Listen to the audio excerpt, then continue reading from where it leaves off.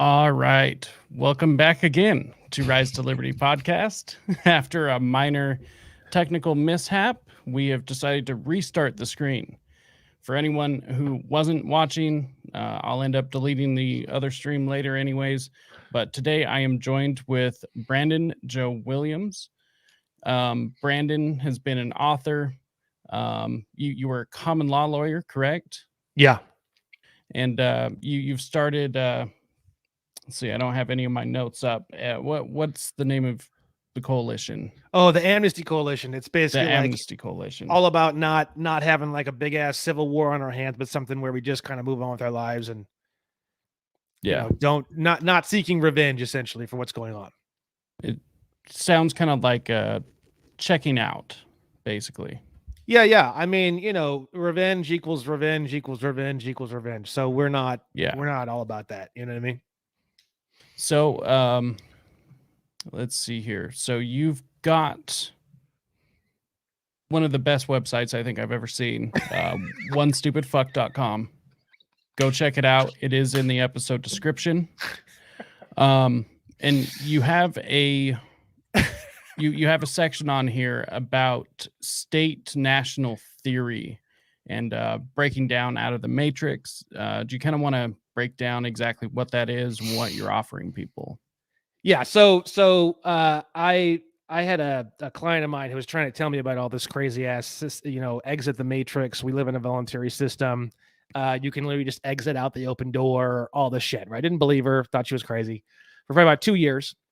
And then eventually I ran into a big problem with the business that I owned. And I decided I need something. I need some big guns for this. This is a big deal. I had a government agency that was about ready to wipe me out. Right. So I was finally ready to listen to Nancy Kramer. And so I called her up and I said, "Hey, I want to learn about this thing that you were trying to tell me about for the last 2 years that I wasn't willing to listen to. I'm ready to listen to now."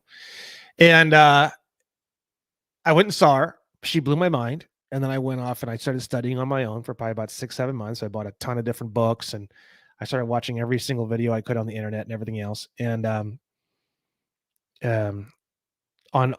I think it was March 14th is when I officially launched my website, right?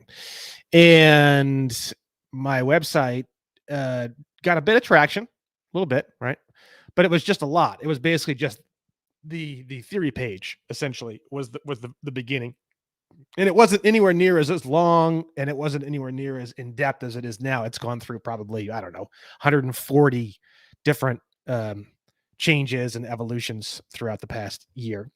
And then everybody was looking at it and kind of like, yeah, there's a bit of interest and this and that. And then it was kind of like whatever. And then, but a lot of people were asking me, hey, can you do like an audio version or a video version or some other type of non-text based thing? And I wasn't going to do that. And I'm like, fuck you. If you want to learn this, you need to read it. Go fuck yourself. Right.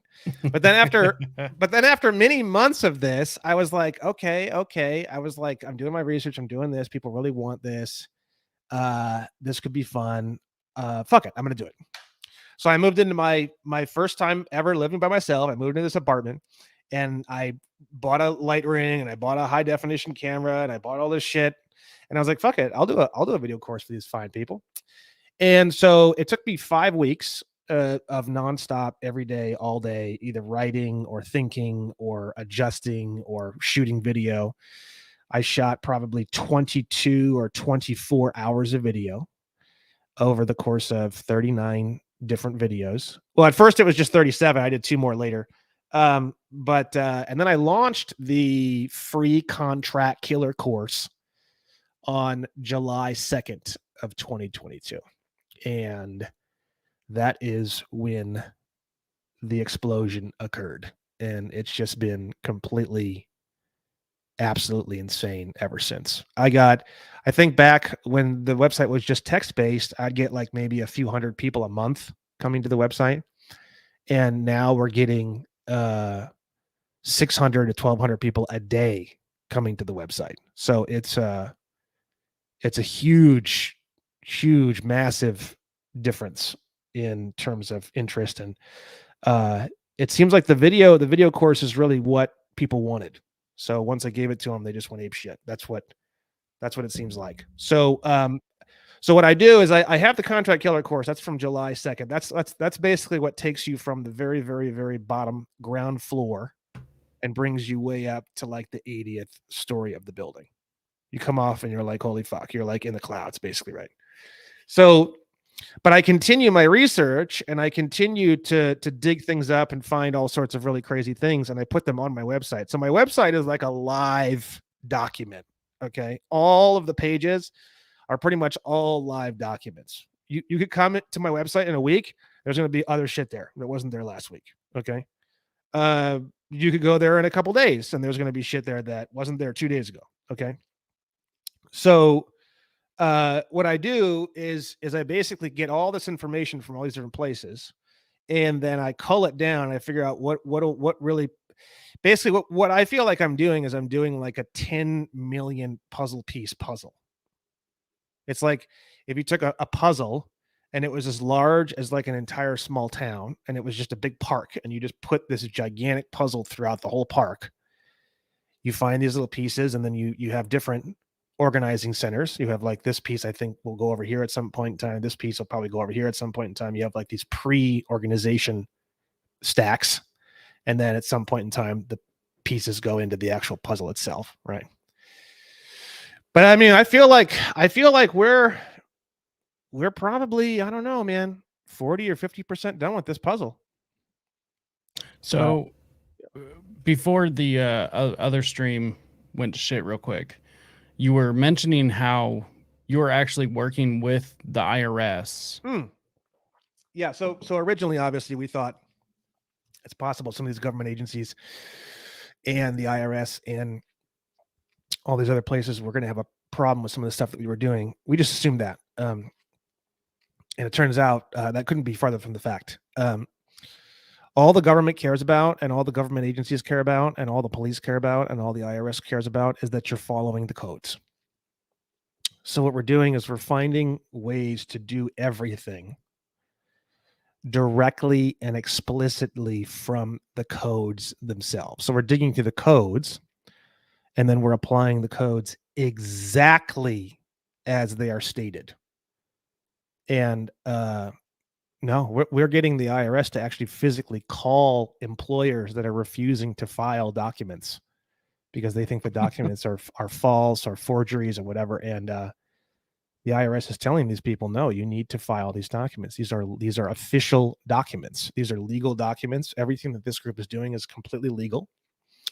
And the IRS is actually physically assisting us to do this. The IRS will physically assist you to never, ever, ever pay taxes again, to put yourself in a state where you don't even need to file a tax return at all, completely legally. That's just wild. Honestly, I think I'm more shocked at the fact that you could get somebody from the IRS on the phone. Well, it depends on which numbers you call. Some of the numbers that you call, Yeah. you can get someone on the phone in 3 seconds. Some of the numbers that you That's so call, wild. it's 2, 3 hours, 4 hours. Yeah. Yeah. So exactly how did you stumble on this? I know you had mentioned a client that was kind of telling you about this that you didn't believe. Yeah, I had this client that was telling me about this for 2 years. She's so nice. Should we just bring it up, a little bit, maybe 2, 3 times a year, you'd really like this, and it's really fun, and we're doing all this stuff, and I'm talking to the sheriff and all this. And, oh, that's nice. Fuck that, that's what I thought, for probably 2 years. And then finally I was dealing with a problem at one of my companies, and it pushed me over the edge, and I said, fuck it, I'm going to call Nancy up and go talk to her, because this is a seriously terrible problem that if I don't solve this problem, the government's going to wipe out my company. So I went to go see her, and then I started to do my own research for about 6 months, very quietly. I took on 2 mentors, and read, I don't even know how many books, and watched, I don't even know how many hours of video. And 6 months later, I released my website, and it's just been, it was a slow start at first, but like I said, once the Contract Killer course came out, that was it, man. It's just been batshit crazy ever since. So I assume it's a lot of success stories coming out of this. Yeah, I have a whole page on my website with hundreds and hundreds and hundreds of them. It's the fan art and submissions page. You can see that on my website, and you can just scroll down for ages. It's just, and I put shit on there. I add shit to that thing like every day practically. So yeah, it's a lot. A lot of things are happening. It's pretty wild. It's pretty fucking wild. Yeah. So, I mean, this might be kind of a stupid question, but why isn't this like bigger news? COVID and everything that's happened in the last couple of years has pushed this entire subject up to just barely emotionally within reach for most people.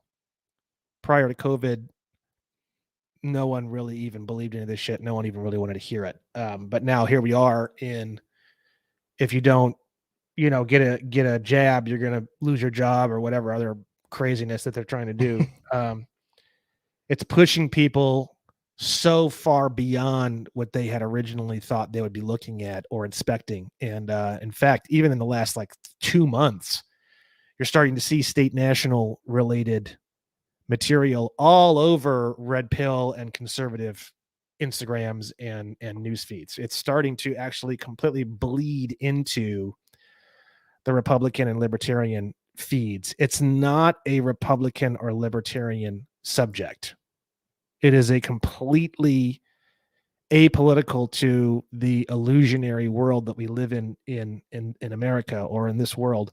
It's completely outside of that spectrum entirely. It is a non-polarized, entirely upper level sector, which is not based on emotion, but it's based on law. You can do whatever you want. You can get all the abortions you want. You can be as gay as you want. You can marry whoever you want. You can own whatever guns you want. You can do whatever you want on either side of the spectrum in this upper level, and no laws that are created and no anything that the government is doing doesn't have anything to do with you. You are free to express yourself as you see fit. You are free to live your life as you see fit, and your rights begin and end where other people's rights begin. So as long as you're not hurting other people or fucking with other people or damaging other people or slandering other people or libeling other people, there is no such thing as statutory crime. There is no such thing as possession of a firearm. There is no such thing as driving too fast. There is no such thing as blowing a stop sign. There is no such thing as carrying drugs on you. There is no such thing as any sort of crime that doesn't have a victim, and the state can't be the victim, is officially gone and nulled and has nothing to do with you or your life. And the government actually completely acknowledges this fact in the United States Code. This is not some crazy, psycho, off the fucking chain fight for your right. No, it's none of that. It's just study the laws and the codes, know the codes, know their codes, and then just simply bring up their codes to them and they will follow them. It's that simple. There's not even anything to get mad about. Really, there's not. If you get mad, it just makes it harder. There's no point. There's really no point. So this sounds like somewhat, correct me if I'm wrong about this, but this sounds like either an extension or the actual sovereign citizen movement. Yeah. So the word sovereign means king or queen. That's that simple. Okay. Now, in the United States Code, like I was telling you before on the other podcast before it crashed, they define in their own code in Section 18, Title 18, Section 11, they define the term foreign government. It says here the term foreign government includes any government, faction, or body of insurgents within a country with which the United States is at peace, irrespective of recognition by the United States. So if you're a group and you're disconnected from the District of Columbia, because the real secret, in my opinion, the biggest, gnarliest, craziest, wildest secret that really started me down this whole path and kind of fuels everything that I do is the definition of the term United States. And everybody goes, you're a fucking idiot. Of course we know what United States means, right? When you look in the United States Code, there's two areas where they define what United States means. The first one is 28 USC 3002, subsection 15, definition A, B, and C. But A is the one that I think applies the most. And anyone can look this up. You just type in 28 space USC space 3002. You'll see Cornell University. You click on it. It'll pull up a definition section. You scroll down to definition number 15. It says United States means, and then you have below that section A federal corporation. Okay. Then we go to a different area, which is even more powerful than that. We go to UCC, which stands for Uniform Commercial Code 9-307. Hit enter. You're going to go to Cornell University again, and you're going to scroll down to section H. Section H states location of United States. And it says in black and white right here, the United States is located in the District of Columbia.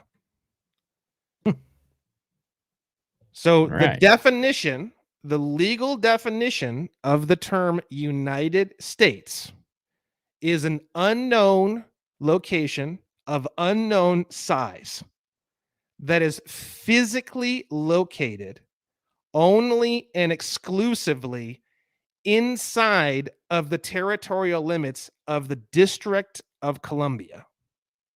So when you say you live in the United States or the U.S., you are stating under penalty of perjury on many forms, such as a W-9 form, you are stating under penalty of perjury that you work and or live inside of the District of Columbia. That's how they tax you. That's how they get jurisdiction over you. And they have all of that is all in the tax code, Title 26, the Internal Revenue Code. It's all in, I think it's Title 8, which is all about aliens and resident aliens and all that. It's all in there. All this information is all in the United States Code. It is not hidden. It is not secret. There are some crazy definitions that they make, and then they place those in the definition section, and you have to go and find those and then plug those into the laws to really understand what the flying fuck they're trying to say. That shit's kind of tricky, right? Yeah. But in terms of it actually being available to read, it is completely available to read, and it's on the internet. Or you can go to a law library and you can read it in a law library. Okay. So in my opinion, and I don't really see anybody else talking about this as much as I do in the sovereign movement, if you want to call it that. I don't really use that word very much. Yeah, I think it's a terrible term. Yeah, personally. I don't really use it. I just say state national because that's what it is. It's not sovereign. It's state national. I'm a state national. It comes right out of their codes. A national is someone who owes permanent allegiance to a state. So I am not a country-wide citizen. I am a state national. It's not called the word citizen because a citizen and employee are very, very similar terms in law. So when you say U.S. citizen, what that legally translates into when you clear up the definitions of the words and the term United States is an employee of an undisclosed, unknown location of essentially a corporation that is physically located inside of the District of Columbia. That's what the term United States citizen actually means. I'm not a citizen of any place, and I'm sure as hell not associated with United States. So what I am is I am in the original non-incorporated landmass known as the California Republic. And I am a non-citizen state national, which is exactly how they describe it. We're not making this up. This is not some crazy, wild thing, right? A U.S. citizen lives in the District of Columbia. and they don't have any rights. They don't have any rights. They don't have the Bill of Rights. They don't have the Constitution. You don't have any rights at all whatsoever because you do not live in the United States of America. You live inside of a foreign corporate zone, and no one forced you to fill out the documentation stating that. You signed it of your own free will. And as per the Supreme Court, U.S. versus Valentine, the only absolute and unqualified right of a United States citizen is to residence within the territorial boundaries of the United States. So the only right that you actually have as a U.S. citizen is the right to temporarily locate yourself within the District of Columbia. That is your only right. Every single other thing that people think are your rights are not your rights. They're actually called privileges, and they can take them away whenever they want. Here's another one that's very fascinating. This comes from Hendrick versus Maryland. A U.S. citizen, upon leaving the District of Columbia, becomes involved in interstate commerce as a resident and does not have the common law right to travel as a citizen of one of the several states does have. So basically what they're saying there is when any U.S. citizen that's physically located outside of the District of Columbia is essentially a stateless nomad. Because the only right they have is to residence inside of the District of Columbia. So if you're in California and you state on paper under penalty of perjury that you're a U.S. citizen, you are essentially just this like stateless nomad, and your very existence in the state of California is actually illegal. Wow. So when you change your status to a state national, well, you're telling the Department of State through the passport system, you're telling them, guys, I live and I domicile and I'm a resident and I'm here on California land, the original land of the California Republic. I don't live in Washington, D.C. I don't live in the territory of Washington, D.C. I don't live in anything that would be associated with any sort of corporation or federal corporation. I am actually living on the land of the original United States of America. And once you explain that to them and they issue you a passport, you now regain all of your human rights. You don't need a license to carry a firearm. You don't need a license to drive. You regain the right to travel. You don't have the right to travel as a U.S. citizen. So you need a driver's license because it's illegal for a United States citizen to be driving outside. I mean, really in the District of Columbia or out of it, but it's even worse if they're out of it because they're not even really supposed to be out of it. Okay. You don't have the right to travel. So the definition of the word license in law means permission to do something that would otherwise be illegal. It's illegal for you to even exist outside of the District of Columbia. It's illegal for you to do anything, everything. It's illegal for you to drive a vehicle. It's illegal for you to carry a firearm. It's illegal for you to even own a firearm most of the time, right? So what you have to do is you have to get permits and you have to get licenses and you have to register things and you have to do all these things because you've told them what your status is. You've told them that you're this corporate plaything that lives and exists in the District of Columbia. And you don't have any rights at all or privileges. The only right you have that you don't need a license to do is to be inside of or travel into the District of Columbia. That's it. That's the only thing. Interesting. So exactly after you've gotten your status as a state national, how does this work as far as police or courts or anything? So courts are essentially, I think it's, I forget the actual code on this, but all courts are essentially administered. Let me see if I can find it real quick.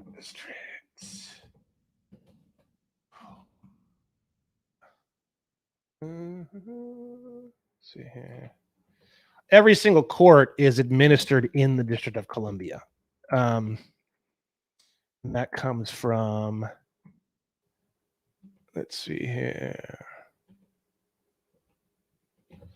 Yeah, here's another one that's really fascinating that will blow people away. 25 USC 3401. Oh shit, I believe that's actually, hold on. Actually 26 USC 3401. I need to adjust that. That's subsection C. Let me see here. The definition of employee includes an officer, employee, or elected official of the District of Columbia. There's more words there, but that's really essentially what it's saying. Or any agency or instrumentality of any of them. So basically, the word employee means someone who works for the District of Columbia. Okay. So keep in mind that whenever you say you're an employee of this or an employee of that, you're saying I am a officer of the District of Columbia. So you aren't an employee. Let me just write this down. I gotta fix this. 25 USC 3401 is 26 USC. I'm always doing something with all this stuff.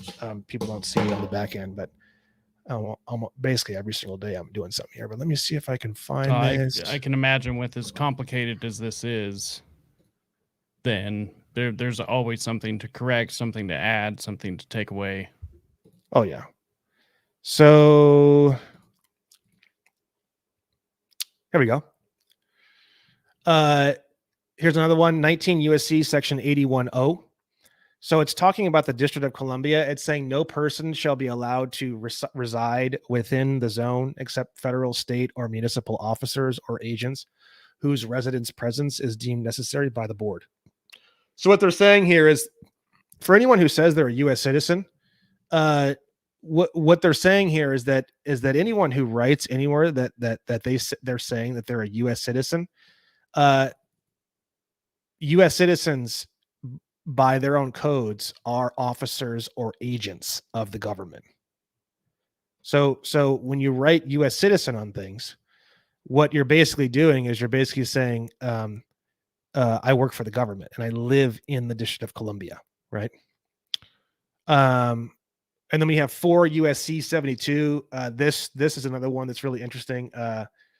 Basically, like, so state of California, state of Nevada, state of New Jersey. These are all private for-profit corporations that are physically located in the District of Columbia. People don't realize that.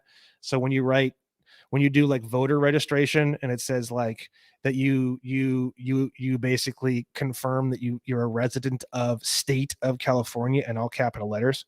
What that is in law is you're signing a document that states that you live in the District of Columbia. So state of California has the exact same definition as United States. Okay. It's located in the District of Columbia. So state of Ohio is located in the District of Columbia, state of Indiana, state of Montana, state of California, state of Florida. City of Los Angeles is a private for-profit corporation that's physically located in the District of Columbia. That's why you pay state tax. You pay state tax. It's super confusing, but you're paying state tax because you've signed documentation that states that you live in the District of Columbia and that you don't live in your state. That is why you pay state tax. When you live in your actual state on paper, you don't pay state tax anymore. Which is like totally fucking insane, right? But that's how it really works, right? This is the big scam, basically, right?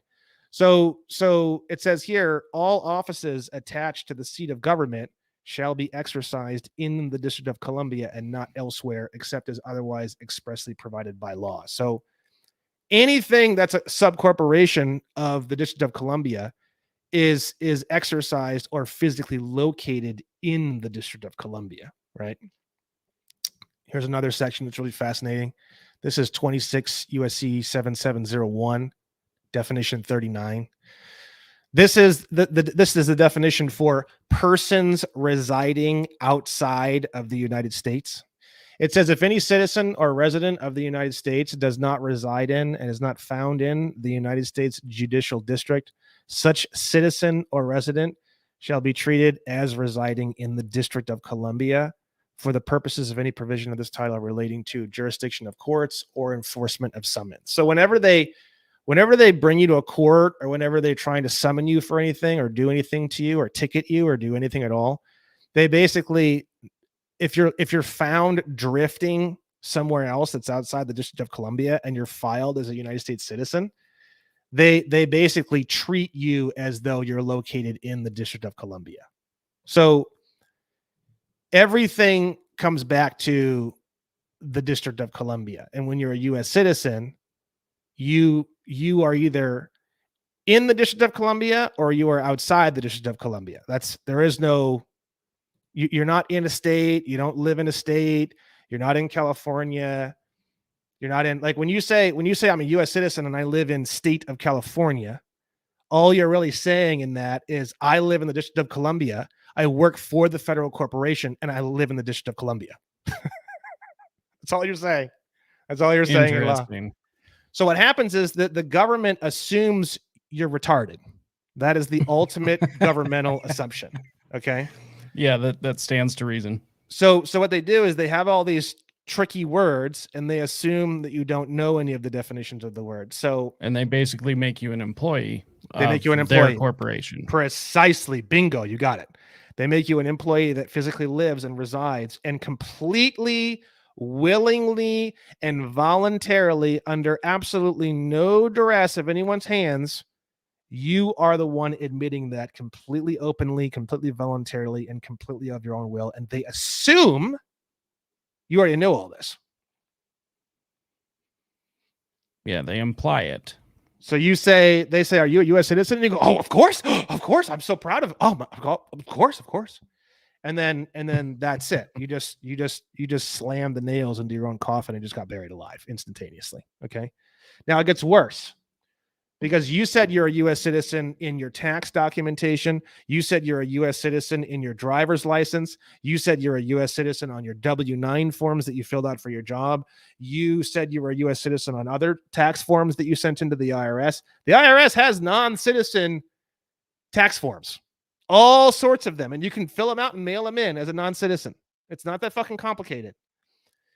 You said that you're a citizen on your passport. Let's see what else.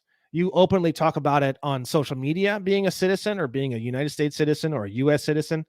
When you do banking, there's two types of accounts that you can get. You can get a U.S. person account, which is a U.S. citizen, or you can get a non-U.S. person bank account. So you signed documentation at your bank when you open up your bank accounts. It states that you are a U.S. person. So you've been saying shit that you didn't realize you were saying your whole life. You've been saying, I live in the District of Columbia. I work for the government. I live in the District of Columbia. I work for the government. I live in the District of Columbia. I work for the government, constantly, all the time, every year, over and over and over and over and over and over and over and over and over again. So with this, I'm sure anyone watching is asking, exactly how difficult is it to go from somebody who's done that their entire life? Take myself.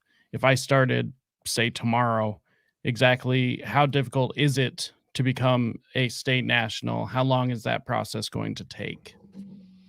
Well, the key is, so the quickest and fastest thing you can do is, if you work for an employer, you can fill out what's called a W-8BEN form. It's a tax form from the IRS, completely standard tax form. I teach you how to fill one out on video 5 of my free Contract Killer course. And what that is that W-8BEN form states that you are a foreign beneficiary.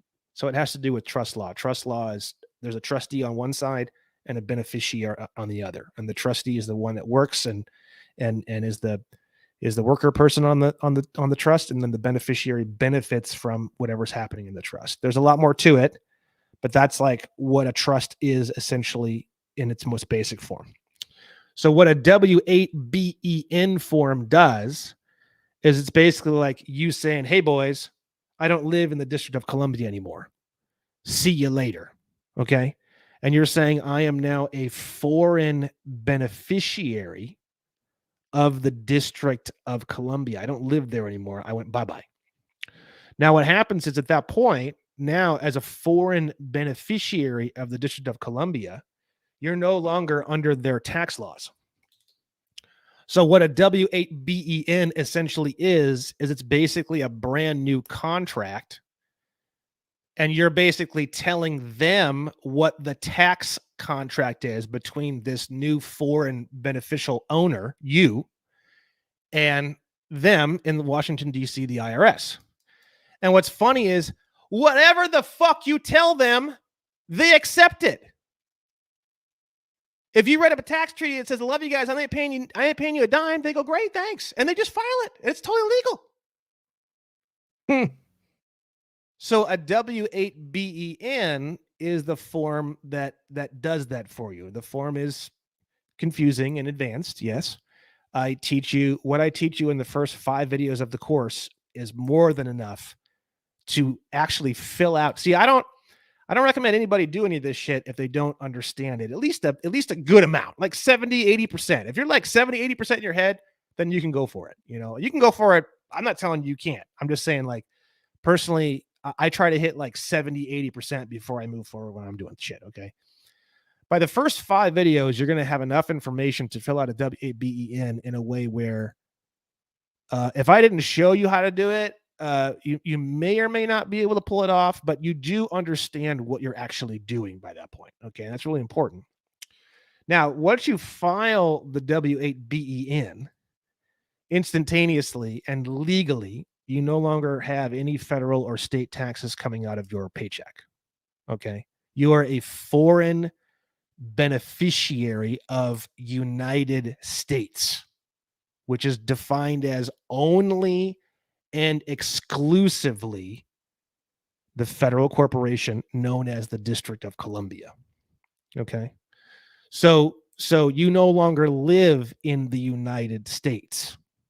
You live in California, which in law is considered a completely foreign government to United States. California is as foreign to United States as Saudi Arabia is to Russia. Interesting. And I know that's a little confusing. Now, Nevada is a foreign country or foreign world legally from California. So when you start getting into the actual states, which is where all the power's at, you learn very rapidly that every single state is its own world, okay? And it's the highest form of government inside of its own world, okay? So legally, on legal documentation, there's many, many, many different ways to describe what I am. And all of those different terms to describe what I am are all located in Title 18, United States Code, Section 112. And if you go to 18 United States Code, Section 112, where you literally just type in 18 space USC space 112 into the internet, and you go to Cornell Law School, okay, these are the different terms that they use to describe non-citizen state nationals.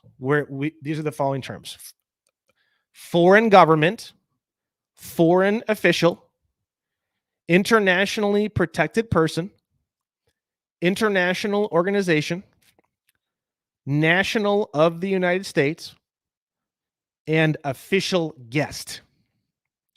Those are the 6 legal terms that I can use to describe what I am on any paperwork. So if someone says, are you a U.S. citizen? I can say, no, I'm an official guest. Or I can say, no, I'm an internationally protected person. Or I can say, no, I'm a foreign government. Or no, I'm a foreign organization.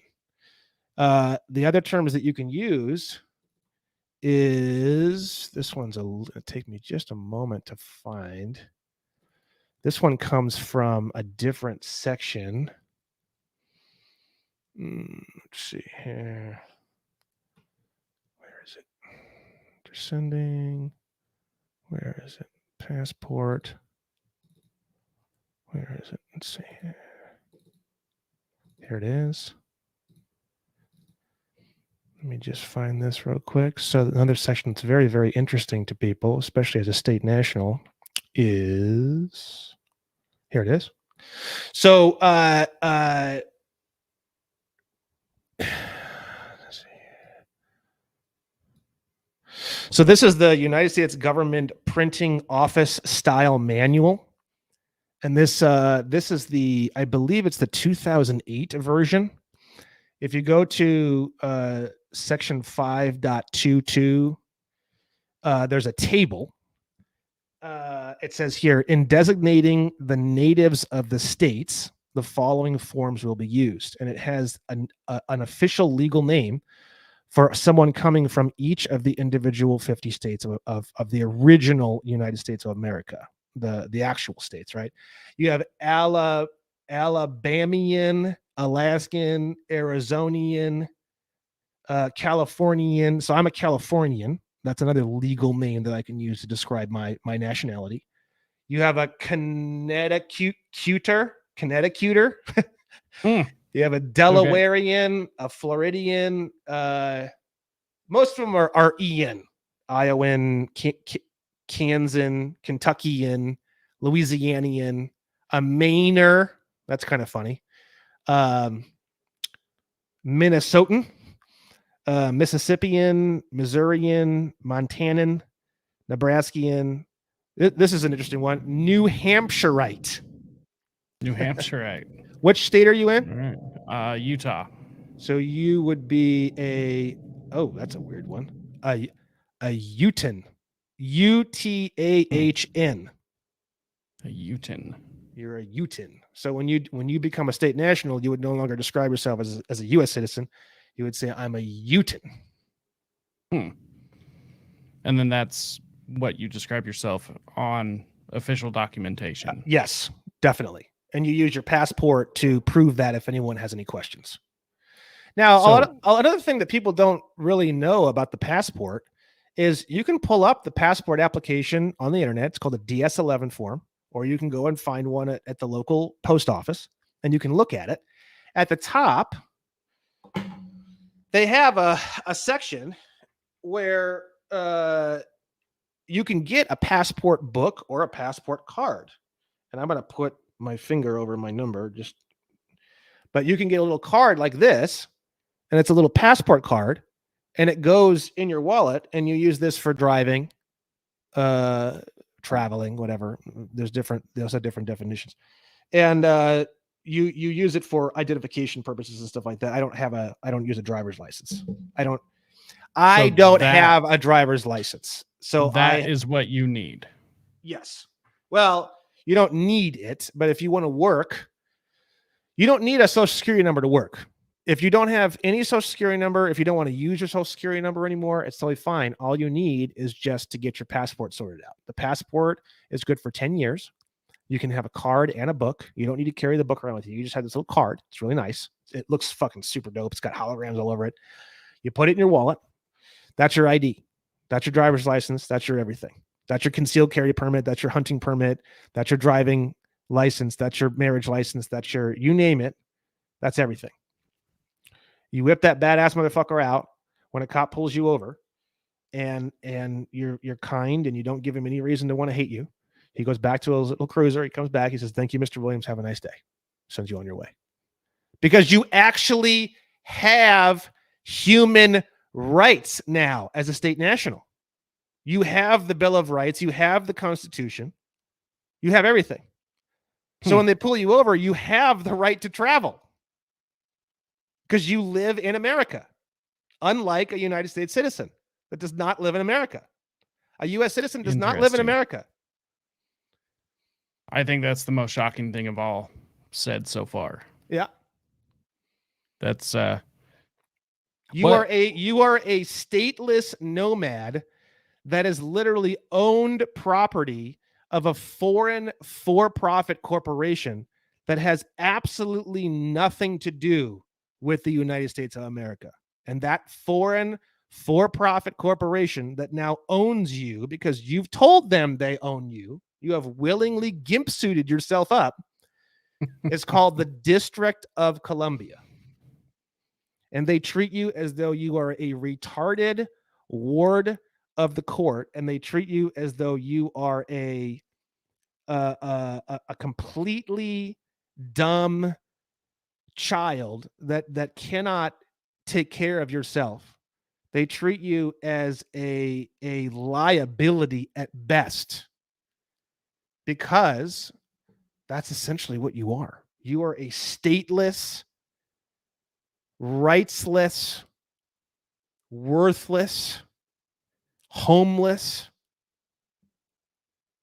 log drifting down this shitty, muddy river, and you have no ability to feed yourself, to wipe your own ass. You are a you are literally like I hate to say it, I'm just gonna be you're like a very severely autistic, Down syndrome, crippled person that is just so unable to do anything or read or work or do anything at all whatsoever, that they essentially just take whatever value they can get from you, and from their point of view, even putting you in jail is up the scale from where you're at now, because at least at a jail they know you will be taken care of. So they are, when they put you in jail, from their standpoint, what they're doing is they're assuring the protection and feeding of one of their retards is going to be effectively done. Interesting.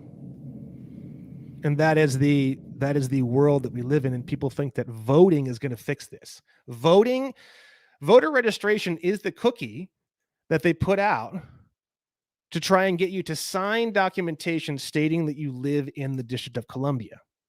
Because once they get that signature, now you are officially one of their many retards. Now what they do is I disagree. And what they do is they take you as one of their many retards that they now own, and they securitize your innate value. So whatever value they can squeeze out of you, they squeeze out of you and they feed it into the system, right? So it's basically this sort of like the movie Matrix, The Matrix. There's all these people in these pods, and like all of their energy, they're being used as like basically batteries, and all of their energy is being sucked out and placed into this mainframe computer. That's essentially what the District of Columbia is doing. It's essentially securitizing and monetizing all of your future potential value that it just kind of creates out of some thin air, or your lineage, or your DNA, or your parents or your grandparents. But in actuality, they it's funny because they monetize you as something that has a lot of value. They monetize you as something that has like $100 to $140 million in basic monetization value. But in reality, they really think that, especially with you signing all these documentations and signing away all your rights, they really think that you are one dumb son of a bitch. I imagine this changes pretty much like everything about how like you would just operate through life, though. Buying a house, like you said, setting up a bank. Yeah, because all banks are all physically located in the District of Columbia. Yeah. So, and as a state national, is it difficult to live outside of that system? And No. This is a great question. So there are a lot of people in the state national movement that believe that you got to get out of it, and you got to stay out of it, and don't do it, and don't do anything. Don't even file these forms or these forms. Don't even, just exit forever. And you're just like, don't even, I don't like that. I don't like that. What I say is, you want to learn everything about working in the system, and you want to learn everything you can about working outside the system, and you want to work both angles. You can work both angles. When you work both angles, you can literally start manufacturing currency legally. You can create your own credit legally. You can print your own credit score legally. You can tell the credit agencies what your credit score should be, and legally they have to do whatever you tell them.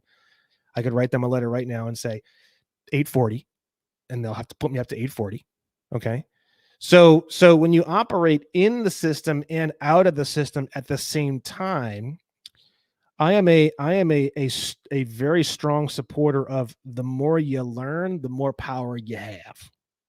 So to go like this, bad system, and to like not look at it and to not learn anything about it is really risky, because if the system decides it wants to engulf you, you don't know anything about the system. So it's this mystery that's engulfing you, and you can't defend yourself.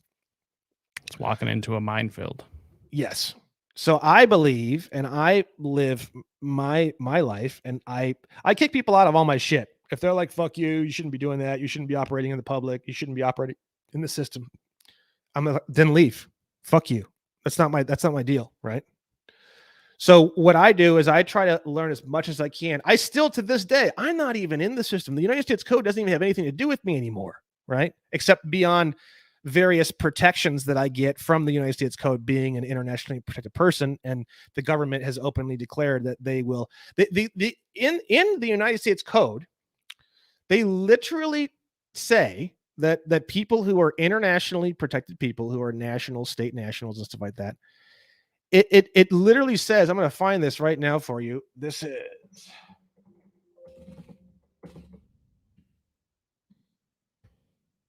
So in 18 USC 3056, subsection A5, it says, under the direction of the Secretary of Homeland Security, the United States Secret Service is authorized to protect the following persons.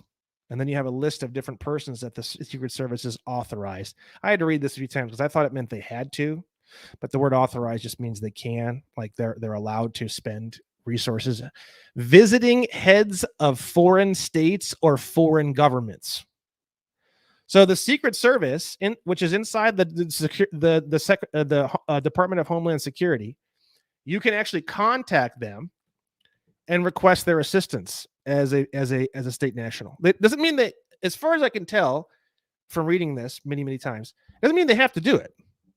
It just means that if you ask for assistance from the Secret Service, they're allowed to say yes and assist you as a foreign national. I assume if it would benefit them in some way. Maybe. You'd be surprised. Most of the government and the IRS, honestly, pretty much just operates off the codes. The codes, it's like a computer program. You learn the HTML code and you plug in whatever the code says.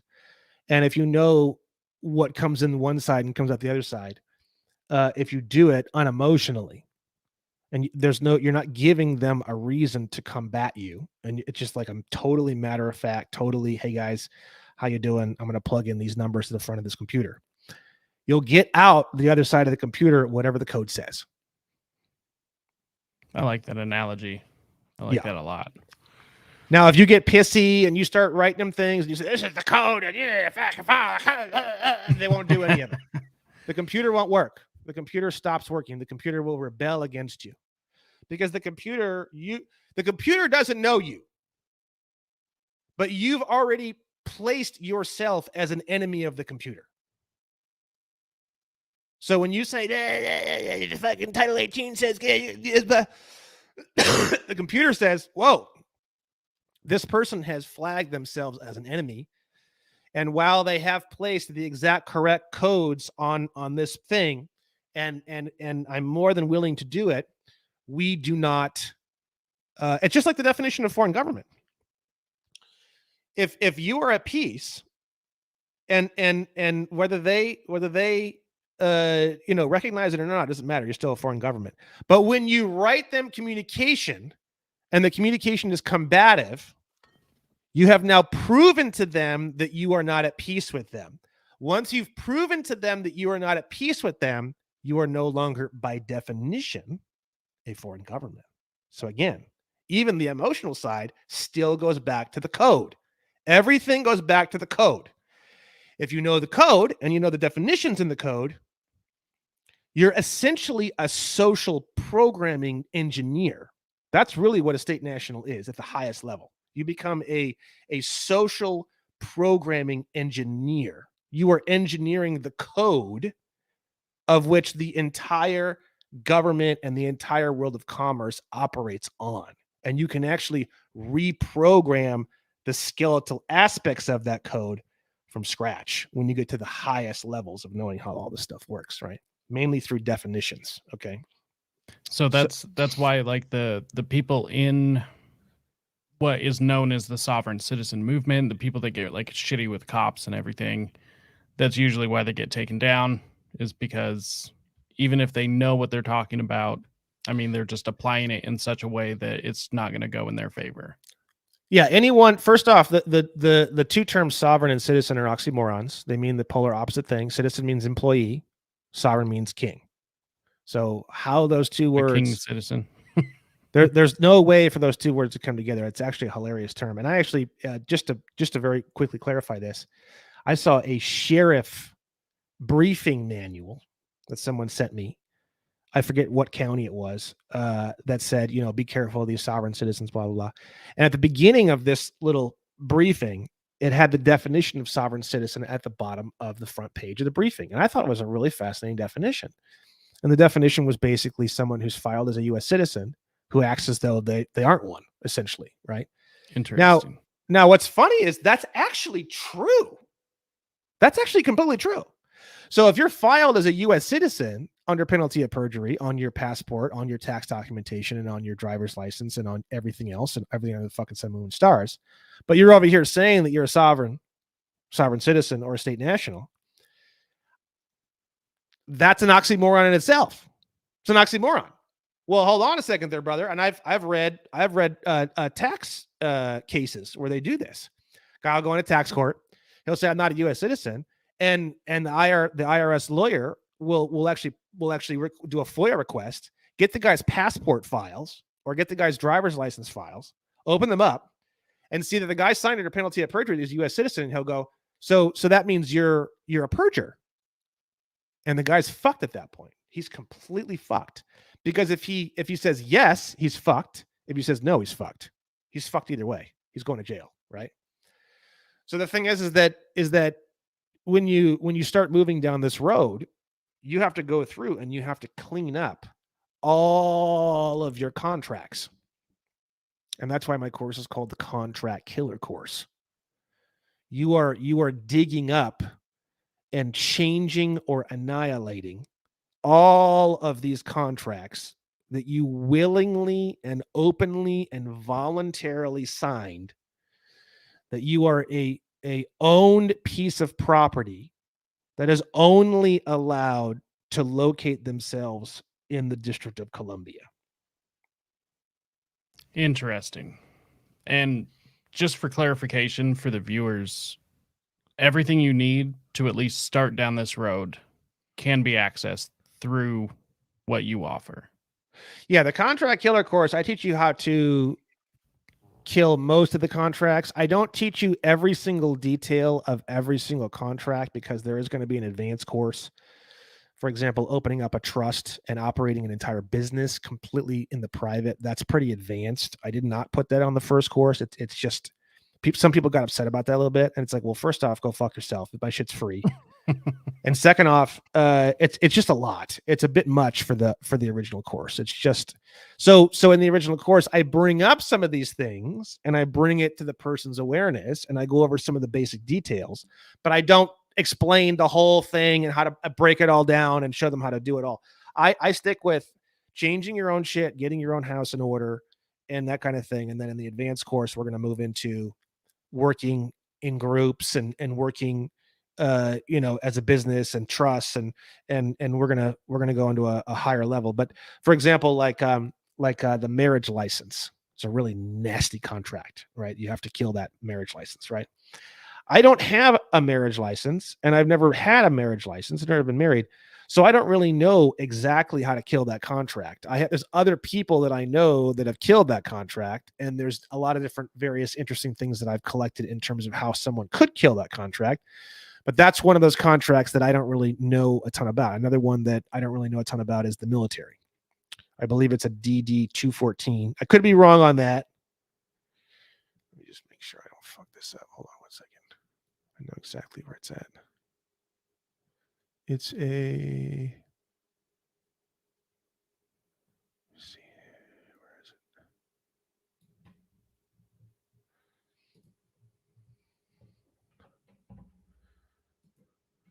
it? DD.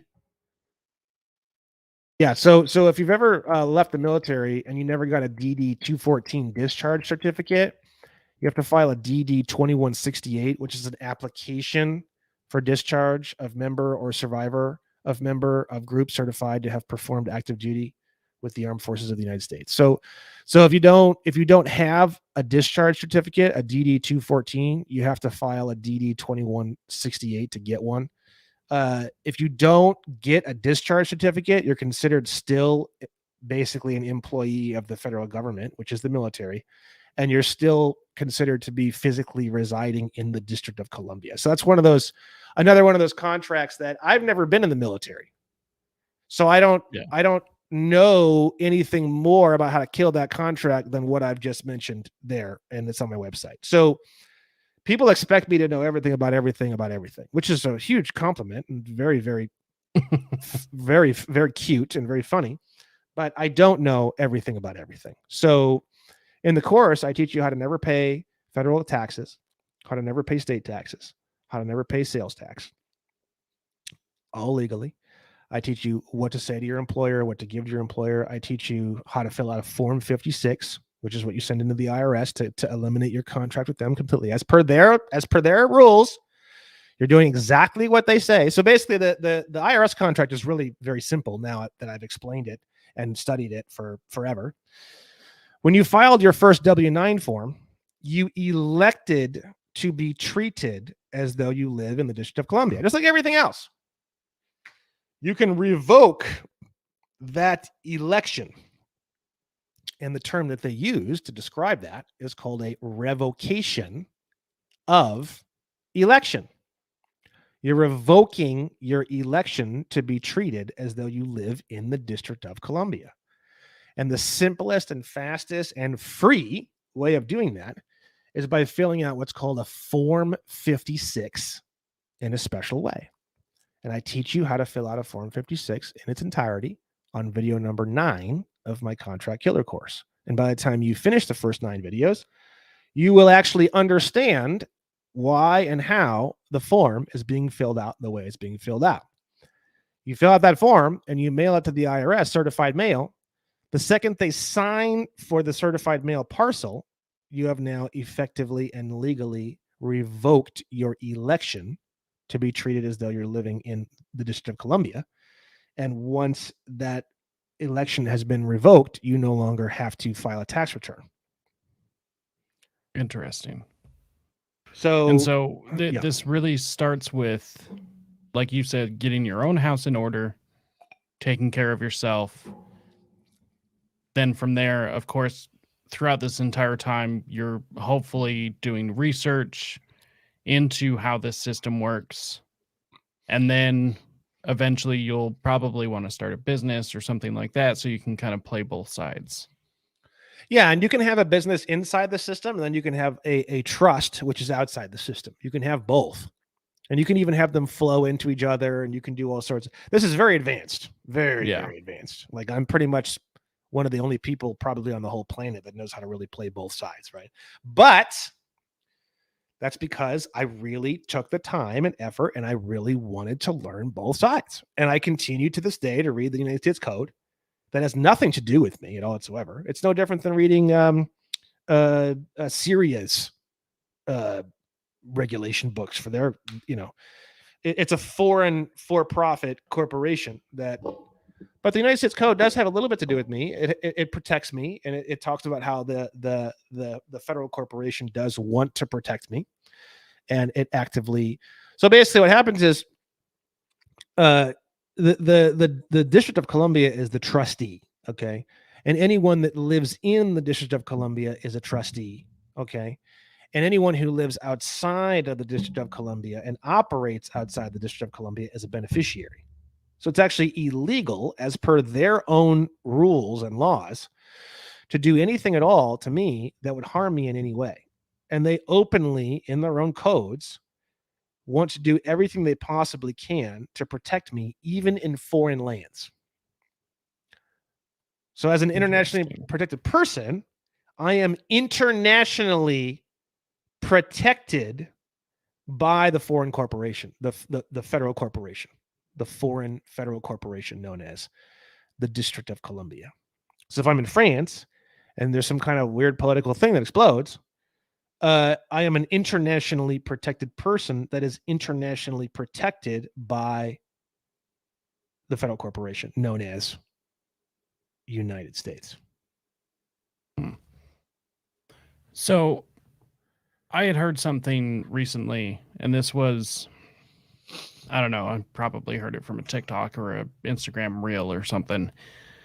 But it was a quote that a good slave master never teaches his slaves to speak his language. And that's kind of what this sounds like. Yeah. Is that there's an entire language known as law that is entirely foreign to 95% of everybody. And then they're able to treat you like you're an idiot and hide the secrets right in plain sight. Yep. They pretend that you don't know any of it, and they publish it all right on the internet for anyone to read. It's ridiculous. Yep. And they assume that if you don't know the definition of U.S. citizen and you start signing documentations that state that you are, you're a fucking idiot, and you did it on your own free will. Which just turns around and bites you in the ass. Yep. And that's why that's why my movement is very openly non-combative. Because we are learning very, very rapidly that once you learn this stuff and you prove that you are not retarded, the government actually, it's amazing. The government and the IRS, they actually really respect it. It's very weird. You would think that, everyone's like, oh, when you do all this shit, it's all gonna, no. When you start doing all this, they reward you as being one of the few non-retards that are floating around. It's almost like it's so weird. It's almost like this giant game show, like a Truman Show. And it's almost like, we're not going to tell you anything, but if you can figure out this whole thing and you can figure out the maze, we will turn you into a king. Interesting. And once you become a king, they treat you like a king. They protect you. Cops are, thank you, Mr. Williams. Have a nice day. You could be doing whatever you're doing. Doesn't matter. As long as you're not crashing into people, hurting people. You can build firearms. You can do whatever the fuck you want. I could open carry a machine gun in California. Now, would everyone lose their fucking mind? Would I be shot to death? Probably. But no one knows it until it gets into a courtroom. But that would be legal for me to do. Interesting. So just because it's legal doesn't mean you should do it, because it's way outside of the spectrum of what anyone knows and understands, and you will be murdered on the side of the road for doing that. Even though it's legal, doesn't matter. Okay, so it is a but if it were to get into a courtroom, then it would be a situation where, no, as per the codes explicitly, this is not an illegal activity. So sorry, you're dead. Sorry, you're dead. Yeah. Yeah. So it's a little bit complicated on the front end, because you have a situation where, well, let's say I was concealing carry a firearm and a police officer did find out about it, and he asked me, do you have a license? He doesn't. If I say no, nothing else I say is really going to matter. In his mind, it's a real simple. It's like one of those no yes thingies that you see where there's the arrows. The answer no to that question is you're getting arrested. Period. Right. And I talked to a cop recently, actually, at a bar for a while. And he told me, he's like, once I take you into the station, once you get into the actual judicial system, I don't know. I don't care. He's like, if you know the law, you just get off. It's not my job. My job is to apply what I think is the law and get you into and routed into the judicial system. No different than a box getting routed into a routing area to be transferred to a different place at Amazon. And then once I place you on the conveyor belt and you go bye-bye, that's it. I don't have to do anything else with you. And I don't know. I don't care. If you go to court and you know the law and you say shit and you get off, then great. Good for you. More power to you. And he was like a 28-year veteran of the LAPD. Oh, wow. And he had seen a lot of crazy shit. Fuck, he told me a lot of working in that city, I could only imagine. Yeah. And he worked down in the really hardcore like ghetto areas, and he worked directly with the gang leaders, and he had a lot of really, really wild stories, man. This dude was actually pretty cool. But I didn't really tell him about what I do because I was just kind of asking him questions, and I just found him kind of fascinating. So I didn't really get into what I do and all that kind of stuff really at all. Because I was reading a book about law, and he said, "What are you, a lawyer or something?" I said, "Oh, no." Or I don't know what I said. I said yes or no or whatever, and I just started asking him questions. But yeah, it's amazing. And I asked him a lot of questions, and I asked him about, like, you know, what percentage of police officers would you say are really truly trying to do the best they can with what they know and to really truly protect people and their rights? And he told me 85%. Interesting. And I said, of the remaining 15%, what's the deal? And I started asking him lots of questions, and he said 7% of the remaining 15% were people who had just seen so much nasty shit, or they had just been betrayed or fucked with so much that they sort of flipped to the dark side. And then he told me the remaining 7% was pretty much the dark side from the beginning. Interesting. I'd say that's a pretty valuable opinion coming from somebody with such background. I thought it was pretty interesting. Yeah. And he told me about a time when he told me, he's like, there was this one time when he had gotten a call and he had to go to this house, and there was this dad, and he was protecting his son or daughter from being taken. And they, as the police, had to come and take this child. And he came to the door and he said, "You're not taking my child." And he had a handgun.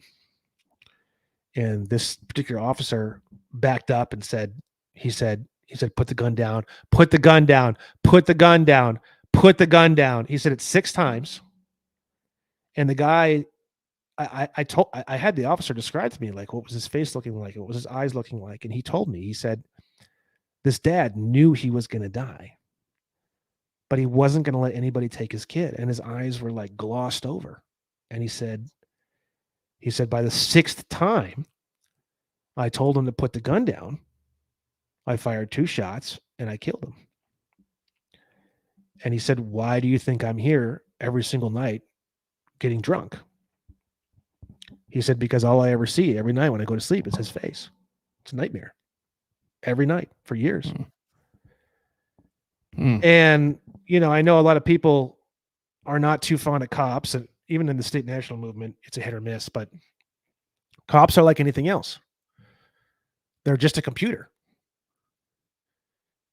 Once you understand the code, and once you understand not to say that humanity is just a computer, but generally speaking, you have your upper crust 20% of any group, and they're like the ones that they can actually think lucidly about a subject.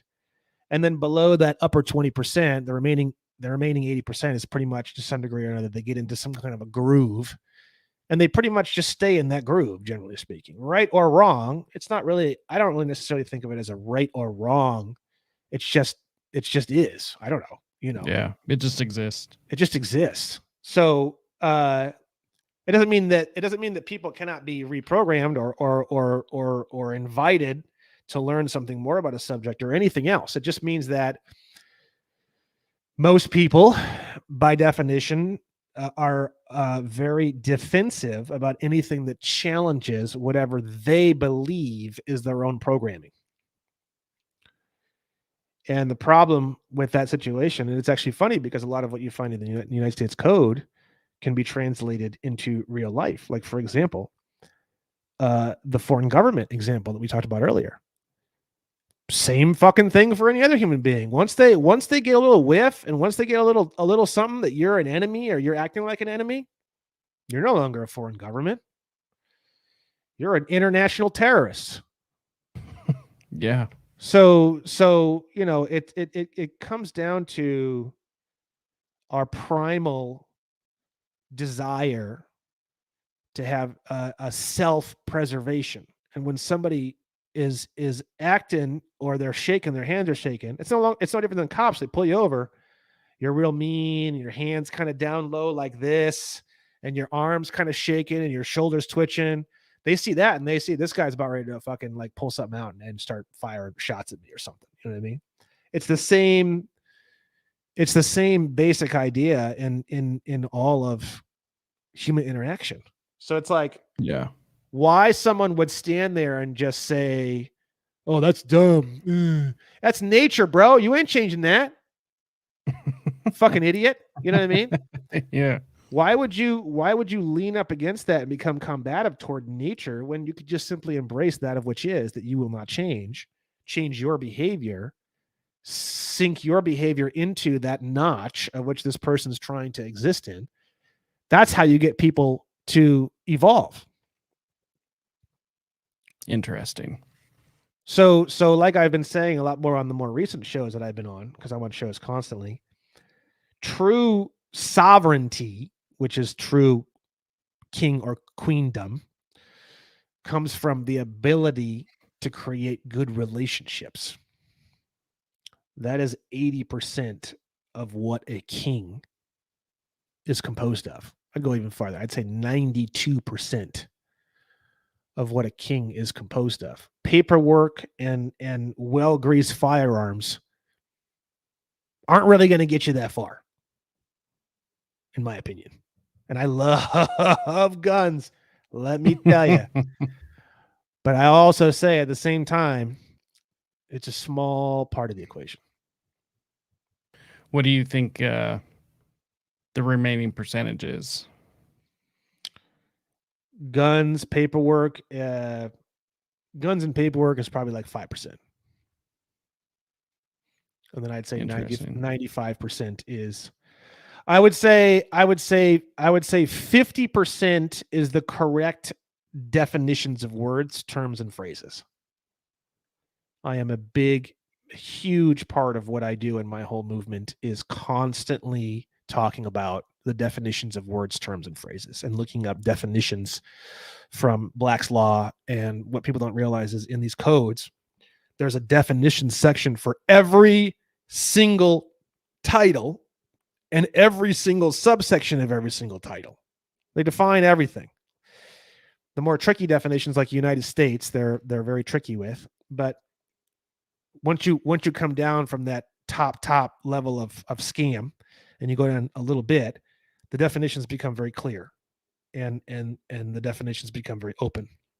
But once you get to the very, very top, when you start talking about definition of state, definition of United States, they get very vague in these areas because they don't want you to know what definitions they're actually using. Yeah. So, for example, the definition of state is almost always like a state, a territory, Guam, Virgin Islands, or the District of Columbia, which really all that really means is just the District of Columbia. But they put all this other shit in there to try to smoke screen it out so that you don't ask questions, right? What the definition actually is the District of Columbia. Anytime you see, the definition of this is this. Sometimes this could be this on Tuesdays. When the temperature goes above this, it could be. Also the District of Columbia. When they add that in at the very end of the definition, all that is it's just the District of Columbia. You can just take all the rest of the shit that they write in there and just take it all out. Just have it say the District of Columbia, and that's what it is. Interesting. So they get really tricky with that shit, bro. They get so fucking tricky with that shit.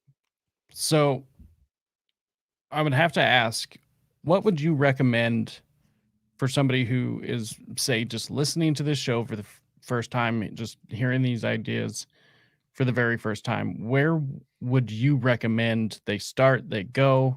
What books they read? Like, where do they start? Well, I've had everyone under the sun, moon, and stars tell me, "Oh, I've been studying this for 20 years or 30 years," or "Oh, I saw this 20 years ago and I couldn't figure it out," or this, or that. There's a lot of the thing that I do that's so unique is I take all these special words and I simplify it all and I turn it into the simplest possible language, like not using any legal terms, like nothing, as much as I can, right? So that's why what I'm doing is blown up so much, because there's not really anybody else that has done that. There's two things that I've done that's very unique. The first one is I've sort of studied everything under the sun, moon, and stars, and I've sort of culled all of this important information into one cohesive package, which you're not really going to see anywhere else. There's a lot of people who are kind of like specialists in all the different areas, and I've sort of collected from all of them and I've put them all into the course. And I'm very, very serious and very, very transparent about all of those various sources.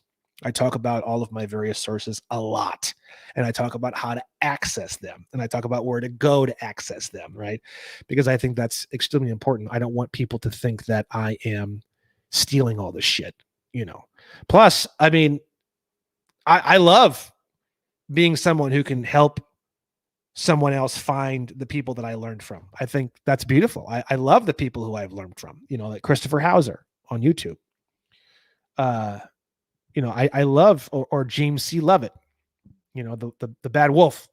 So these are people that, and there's many other people who I've learned a lot from. And I love giving them shout outs and being very open. So in my course, you will learn all the people that I have learned from. You will learn about some of their information, where to find their information. I even give you basic overviews on kind of how they teach and stuff like that. So you can kind of figure out who you may want to go check out and that kind of thing.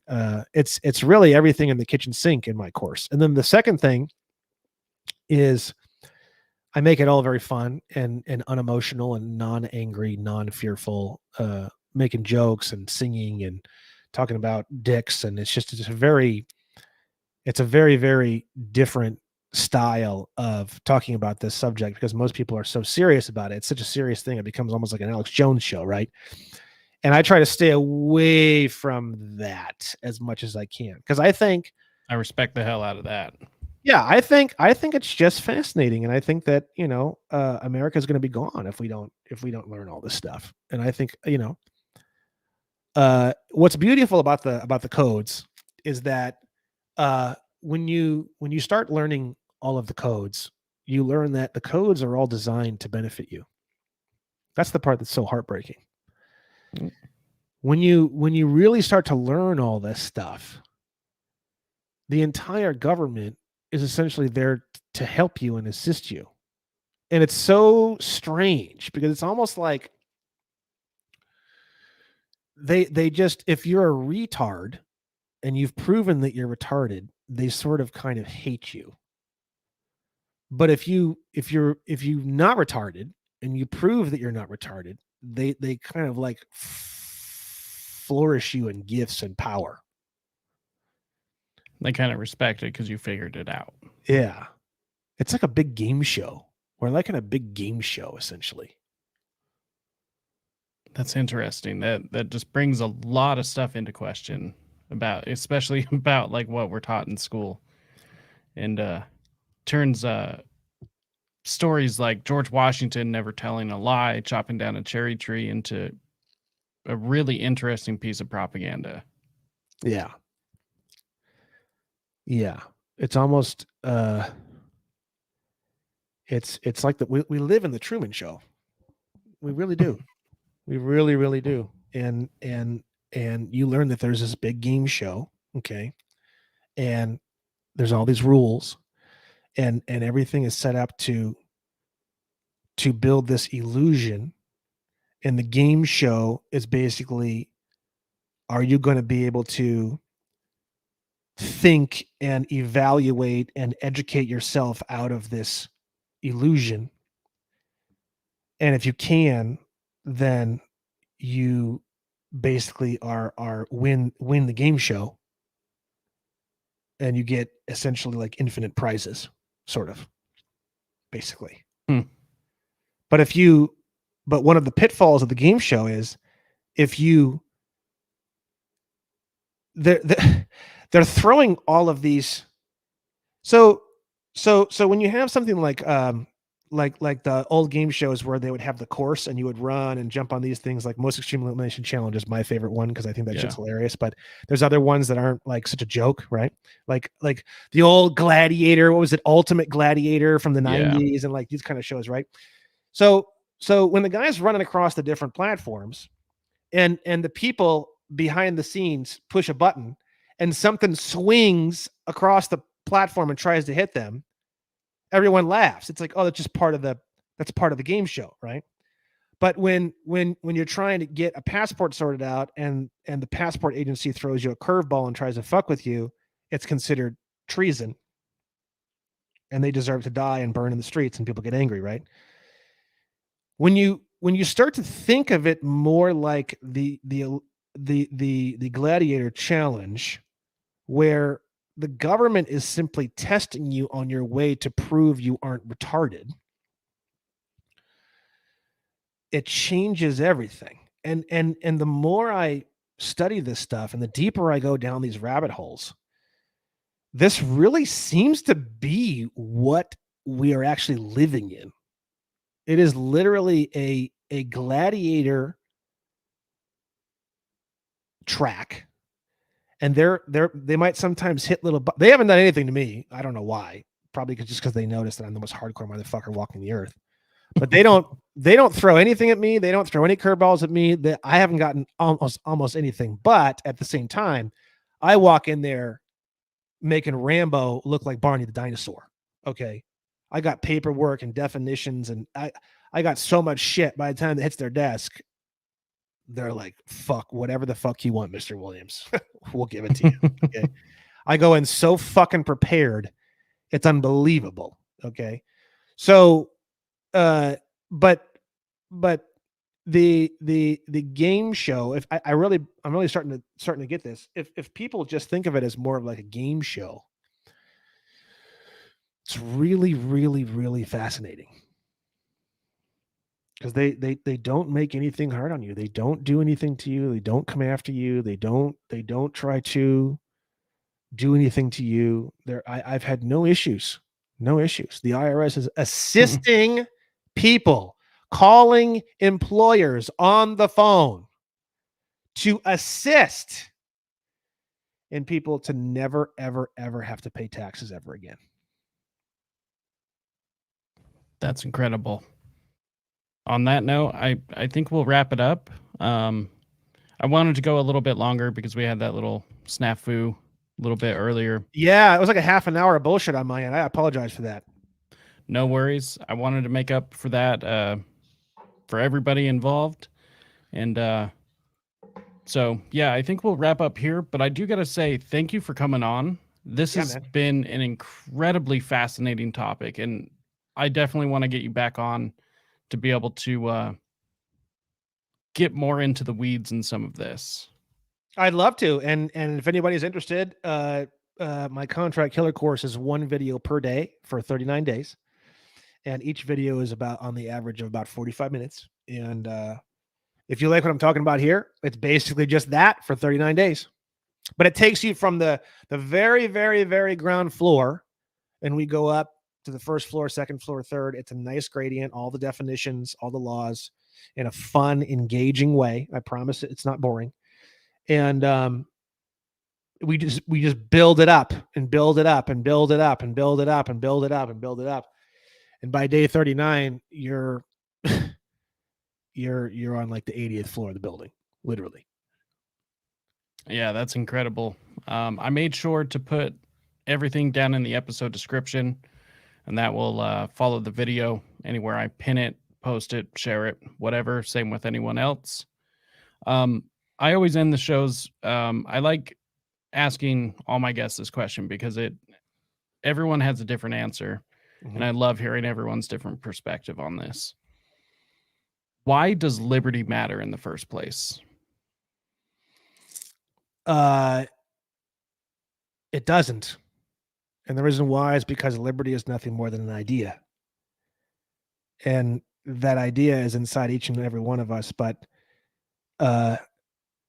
we are the world is a physical manifestation of our collective ideas, thoughts, and reactions towards the idea of liberty, or our definition of the idea of liberty. And people have to feel as though they, as an individual, have enough self-value to be worthy of liberty in order for liberty to manifest itself in the physical universe. So there is no such thing as important or not important in terms of liberty. There is only self-value and self-confidence, or a non-self-value and a non-self-confidence. And I believe the ultimate crux, the ultimate battle, is the game show that we are involved in is a game show of, we're going to throw at you all these different reasons why you should have a low self-value. And if you can prove that you have enough self-value to move and evolve yourself through this, sort of like the pressures in a mine that create a diamond, we will exalt you as a king. And there's just an infinite gradient of liberty up to the level of a king. King is the winner of the game show. It's the ultimate liberty. Liberty is something that you earn, and you earn it through self-value. Interesting. I like that answer. So I want to share this real quick. This is your website, onestupidfuck.com. Highly recommend everyone go check it out. It is absolutely phenomenal. Like I said, it is in the episode description.